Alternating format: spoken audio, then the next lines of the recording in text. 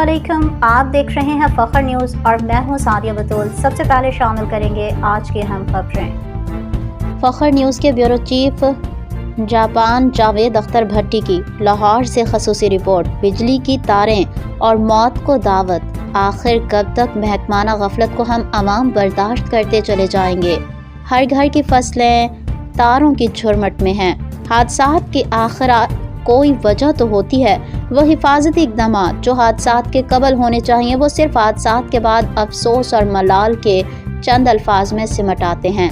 जैसे वो हादसात कराची में मासूम बच्चों की मौत की शक्ल में हो, सुई गैस या सिलेंडर गैस से एक ही ख़ानदान और घर के 6 अफराद की दर्दनाक मौत की शक्ल में हो।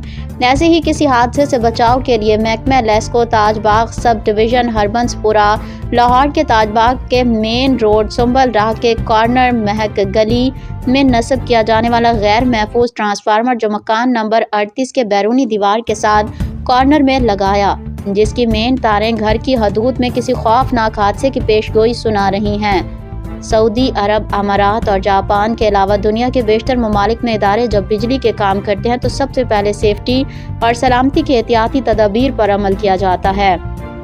काम की नौयत को मद्देनज़र रखते हुए हॉट एंड कोल्ड परमिट का बंदोबस्त किया जाता है ताकि किसी किस्म का हादसा पेश ना आए। लेकिन दुख की बात, बेचारे पाकिस्तानी हमारे उन इदारों की गफलत की वजह से जल कर मर जाते हैं।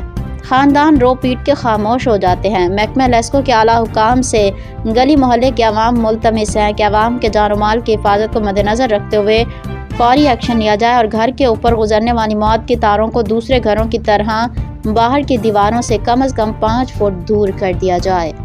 फिल वक्त के लिए न्यूज़ स्टूडियो से इतना ही। मज़ीद खबरों और अपडेट्स के लिए देखते रहिए फखर न्यूज़।